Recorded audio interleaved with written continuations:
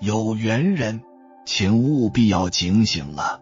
接下来的这条视频极有可能成为你未来10年的救命稻草。你敢想象吗？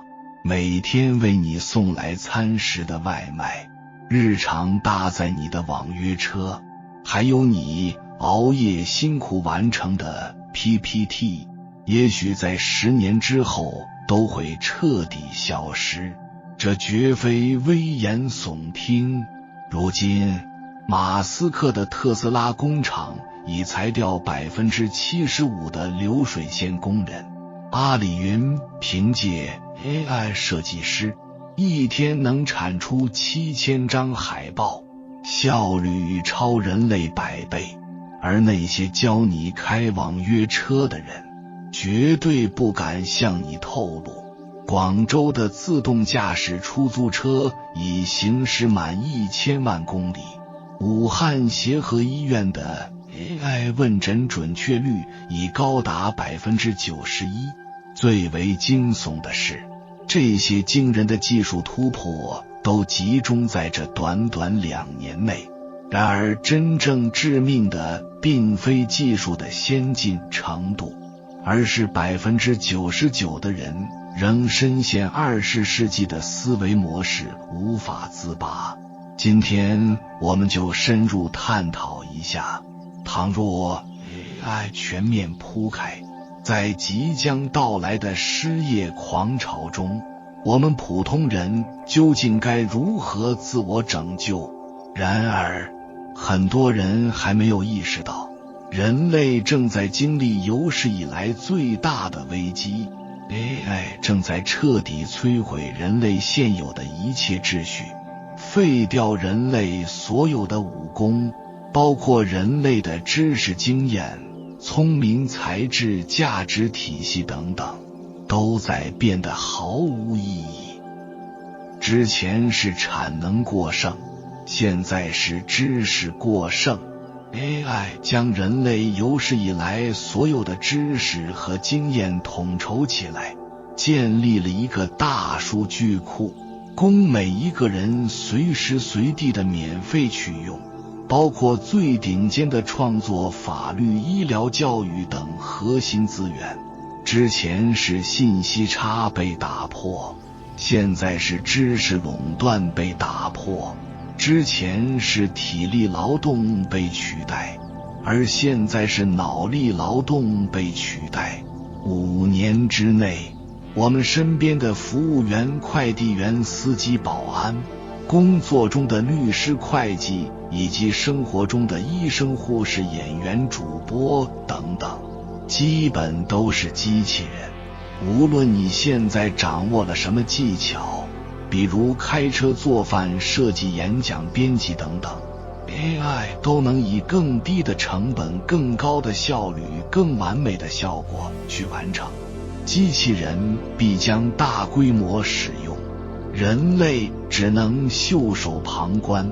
当机器人被大量使用，当知识和经验都接近免费，商品的生产成本就会大大降低，甚至无限趋近于零。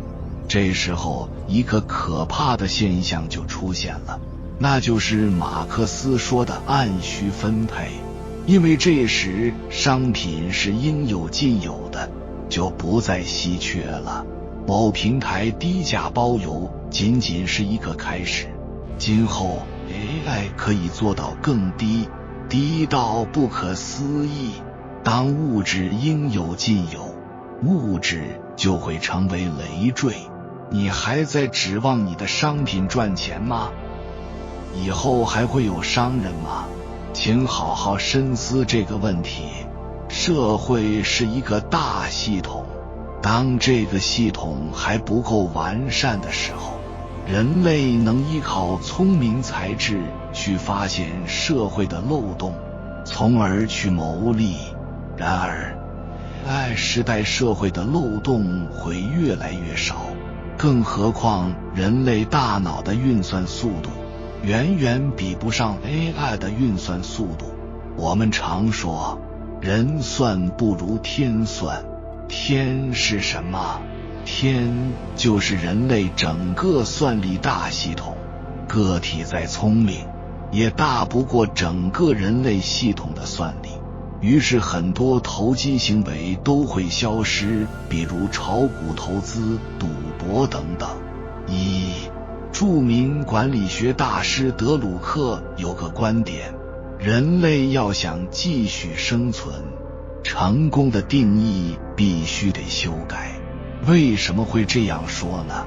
一针见血， AI 时代内卷彻底到来，今后 99% 的人无论怎么努力，都只能赚到辛苦钱。这是科技发展的必然，也是人类发展的必然。20年前，阿里巴巴的口号叫让天下没有难做的生意，然后今天我们却越来越深刻地发现一个现象，天下似乎没有好做的生意了。这是为什么呢？随着 AI 的到来，未来竞争都会越来越激烈，而当竞争绝对充分的时候，就会发生2个结果。第一个结果，所有产品的利润率会无限接近于零。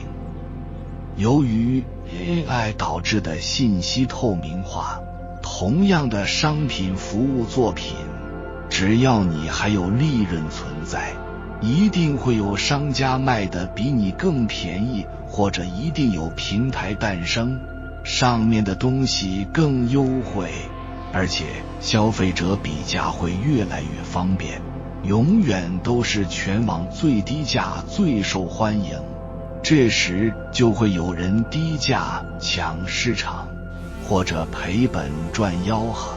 因此未来无论做什么，竞争都会越来越激烈，而当竞争绝对充分的时候，一切利润都会无限接近于零，甚至是负利润的。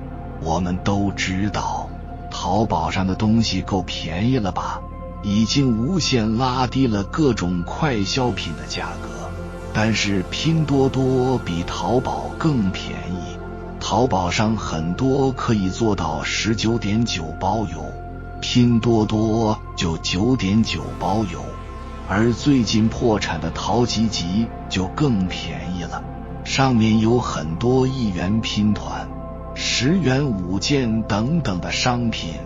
也就是说，无论你生产的是什么产品，总有更低价格的出现。假如成本是7块，你卖9块我就卖8块，你卖8块我就卖7块5，有人甚至6块8亏本也愿意卖，因为他想先搞垮大家，然后自己独吞市场。当人人都在做生意的时候，就意味着人人都没生意可做。而第二个结果，所有的人赚到的钱会无限接近社会的平均水平。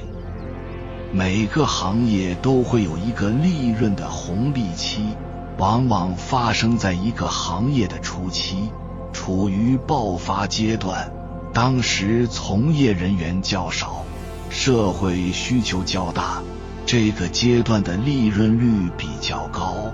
由于利润率较大，就会有很多人插足进来，随着从业的人越来越多，市场开始趋向饱和，竞争越来越激烈，于是利润率就会大幅下降。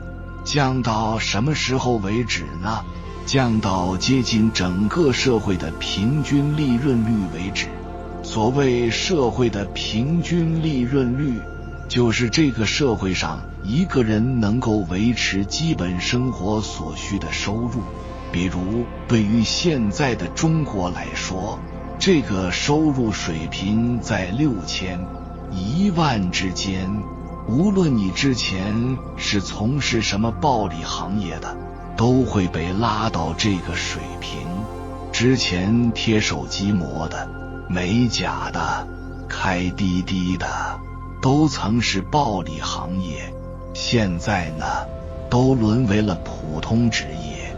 每个行业都会有一种自动调节机制，让该行业的利润水平回归到折的平均利润率。比如之前做培训很赚钱，当时通过各地招商、电话销售、搜索引擎等形式获取大量客户，而现在电话销售效果越来越差，招商越来越难，搜索引擎越来越贵，因此获取客户的成本大大提高了，于是利润率大幅下滑，直到回归到社会的平均利润率为止。而当一个行业的利润率回归到社会的平均利润率的时候，就不会再降低了，因为从业者的脖子虽然被平台比如百度、淘宝、滴滴卡牢，但是他们不会卡死你，就只给你留一个可以喘息的空间，让你疲于奔命，却又只能赚到基本的利润率，维持生存。比如现在淘宝和拼多多上开店，就得拼价格，完全薄利多销，平台会始终将商家的利润维持在仅仅能够解决商家温饱的边缘线上，而像美团、饿了么这种平台则引发了餐饮店的价格战。虽然很多餐饮店通过这些平台每天都有源源不断的订单，但是商家要不断的做促销才有销量，最后一算账，利润越来越薄。同样的逻辑，在滴滴上开车的司机，这1-2年也只能赚到辛苦钱了。之前开滴滴的司机少，如今越来越多的人无事可做都去开滴滴了，叫车越来越容易，补贴越来越少，平台的抽成也越来越多。如今平台和商家的关系是这样的，平台牢牢地卡住各大商家的脖子，永远只给商家一息尚存的空间，当他们看你快要死的时候，就稍微松一点手，让你喘口气。你一旦活得欢快了，就立刻卡紧你，撸你一把，让商家们求生不得，求死不能。这就是 AI 时代商家的宿命。总体上来说，各大平台的算法设计原则是大同小异的，主要有以下3大原则。第一，要让每一个个体日夜不停地奔波，必须不停地接单直播制造内容，就像春蚕到死丝方尽。第二，不允许某个个体一直壮大，一旦某个个体强大到可以跟平台相互抗衡，就要釜底抽薪，然后再扶植另外的个体。第三，在个体之间不断制造收入差距、贫富差距，当收入差距到了一定程度，又要去缩小收入差距，去扶植那些弱小个体。也就是说，大家都是平台的一个棋子，平台会赏给每一个个体一口饭吃，但也仅给你一口饭吃而已。无论你多么努力有天赋，都只能最多能吃上一口饭。以上现象也契合了国富论里的观点，利润降低不是商业衰退的结果，恰恰相反，这是商业繁荣的必然结果。赚钱将越来越难，是商业繁荣的必然结果。也是社会发展的必然。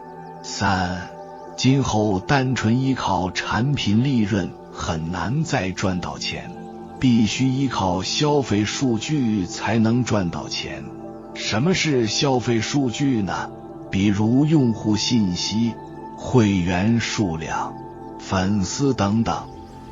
谁掌握了大量消费数据，谁掌握了主动权。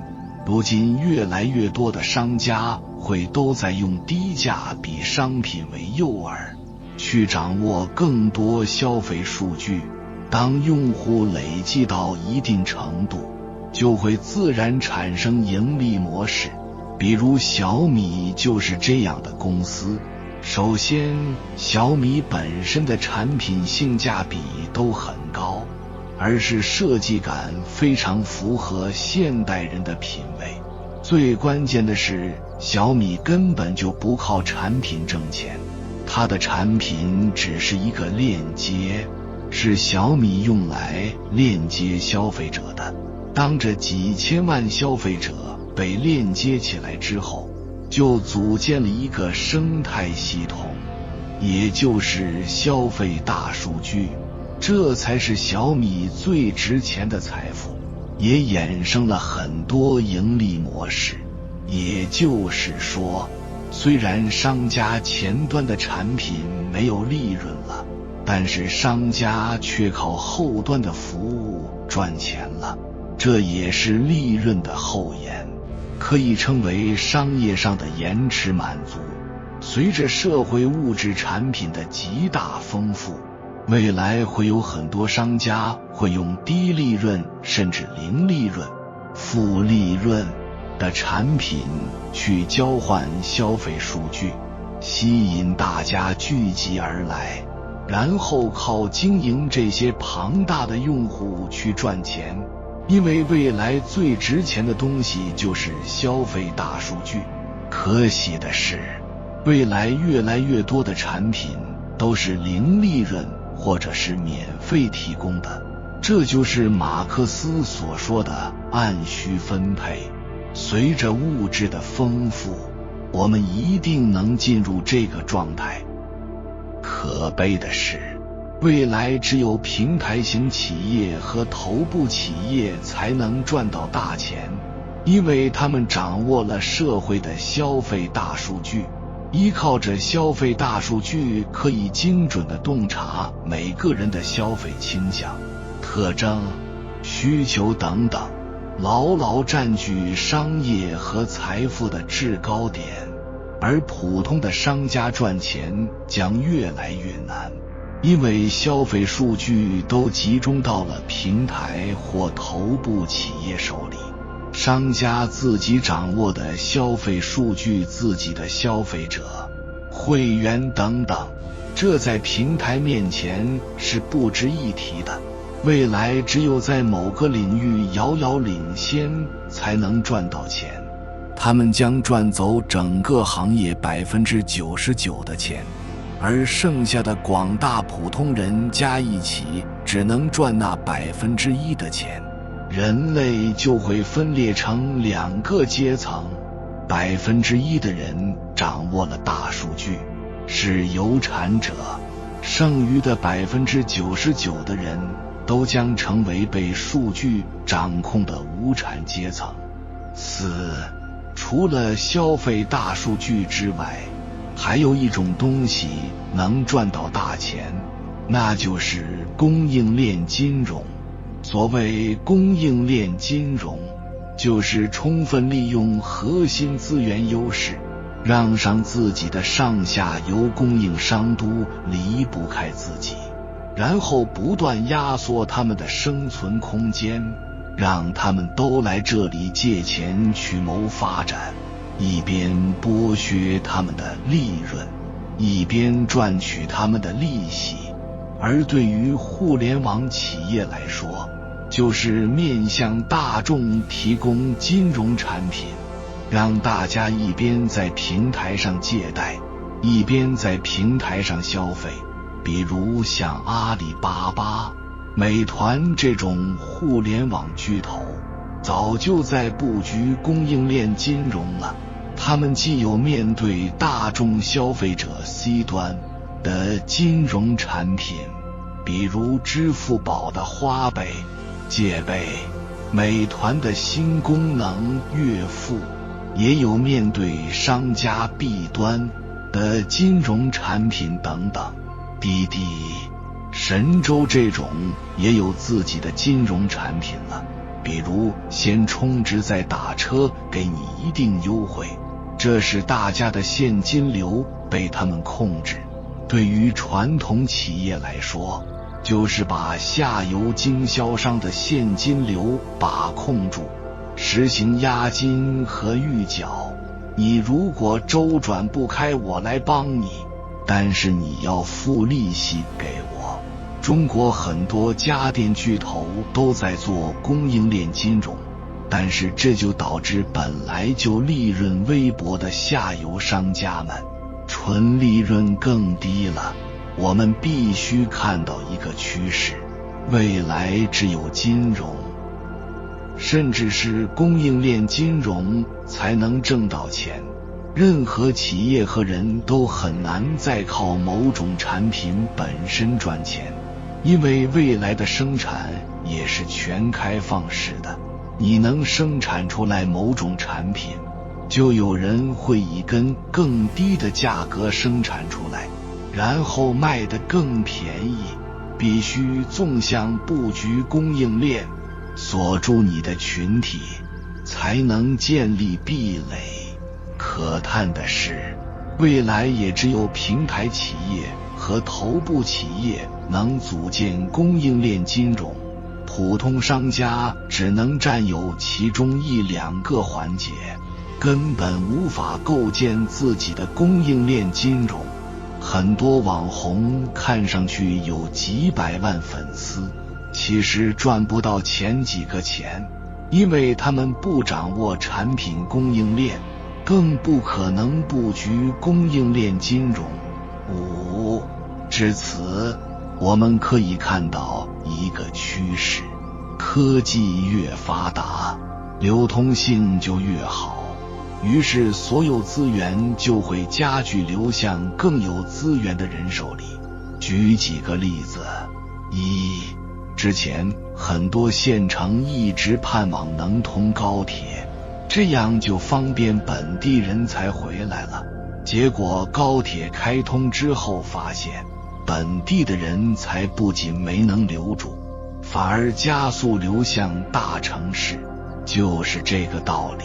而互联网平台为了制造标杆效应，他们把 99% 的资源和流量都给了排名最靠前的 1% 的头部商家、网红、主播等，于是导致剩下的 99% 的商家、网红、主播等只能去争抢那1的流量。这已经不再是28定律，这是1比99定律。社会的财富会流向更有钱的人，因为他们更容易实现金钱的增值。人赚钱越来越难，钱赚钱越来越容易。人口纷纷流向1线城市，因为交通越来越发达，水往低处流，人往高处走。3、4线城市将走向枯萎，之前是城市虹吸农村，接下来就是大城市虹吸小城市。票房最高的电影，收视率最高的节目，都将远远胜于第2名，因为大家都只会选择第1名的内容去欣赏。大家记住一个逻辑，在信息高度透明的时代，在流通性极强的时代，大家永远只能看到行业的第1名，就连第2名、第3名都很难挣到钱，都会被拖入内卷的浪潮。未来我们要么做第1，要么做唯一。因为只有在某个领域遥遥领先，成为第一名，才能赚到钱，而且将赚进整个行业的钱。未来我们该如何选择一个行业？请记住，除非你有决心超过这个行业 99% 的人，否则你就不要去干，直到你找到这个行业为止。这真的是很残忍的趋势。未来 99% 的人无论怎么努力，只能赚到辛苦钱，这是互联网发展的必然，也是人类发展的必然。如果我们还是以赚钱多少定义成功，那么 99% 以上的人都将找不到人生的意义，从而引发人类的集体忧郁和焦虑。这就是开头德鲁克的那句话：人类要想继续生存，成功的定义必须得修改。6. 未来我们该怎么办呢？首先，我们要看到社会更加美好的一面。随着平台企业的不断崛起，他们未来必将被国家掌控，成为国家维护社会秩序的一种工具。怎么维护社会秩序呢？因为平台实行的是算法推荐的机制，算法的本质就是让每个人都有机会展示自己才华，是各尽其才，各归其位。算法会在无形中平衡每个人的收入，不会把资源都集中到某几个人身上。虽然今后绝大部分人只能赚到辛苦钱，但是人与人之间的财富差距将越来越小，而且机会依然存在，并且是均等的。社会将越来越公平，而且人与人之间的特征差异会越来越大，因为未来每个人身上的标签将更加清晰。未来人与人最大的区别不再是财富的区别，而是价值标签的区别。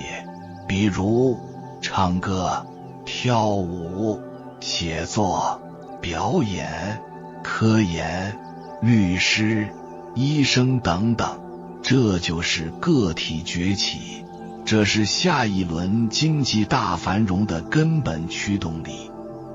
按照这个趋势发展下去，未来的社会一定会越来越细分，每个人都沉醉在自己的世界里，不断挖掘自己的价值，不用再互相干涉和强加。所有的生意终将死亡，唯有文化生生不息。不是商业越来越难了，而是商业的业态在升级。在之前，商业主要靠各种生意人去完成，商业关系主要是人和人的关系，而在未来，人都是依附各种平台而生存，商业关系不再是人和人之间的关系，而是人和平台之间的关系。未来每个人都是一个生产者，也是一个需求者，可以在平台上自由对接，每个人最后都是跟平台进行结算。因此，未来社会上大量游离的不再是生意人，不再是商人，而是各种价值创造者，也是一个个独立的经济主体。中国自古以来从来没有像今天这样有那么多商人，几乎全民皆商。当然这是特定阶段的产物，这个阶段很快就会过去。未来是个体崛起的时代，个体模式将取代传统的公司化模式。当生意人大量消失的时候，各种新个体将纷纷崛起。这些个体包括有文化的农民，有匠心的工人，知识分子、设计师、医生、律师、作家等等。这些人才是社会未来真正的脊梁。因此，未来只有2个产业能挣钱，一个是服务行业，一个是教育行业。当你不够强大的时候，你要服务别人，这就是服务业。当你足够强大的时候，你要教育别人，这就是教育业。其中的产品只是一个工具，而不是价值本身。通过文化提升自己的认知，再进一步提升自己的价值，才是未来一个人的立足之本。以奋斗者为本，以价值创造者为本。未来是价值决定一切的时代，这个时代很美好，也会残酷。你若不能创造价值，就没有存在价值。决定一个人最终高度的，往往并非起点，而是拐点。机遇都在拐点，奋斗改变命运。祝福每一个奋斗的人。有缘人，感谢你看到最后。如果今天的影片对你有所帮助，请按个赞给我响应，回复一句智启未来。愿你成智能之风，开启高效增长新篇章。还没有订阅频道的，请点击右侧的订阅按钮，与我们建立更深的连接。随缘加入会员，与同频之人共修福报。随喜转发，传播善知识，功德无量。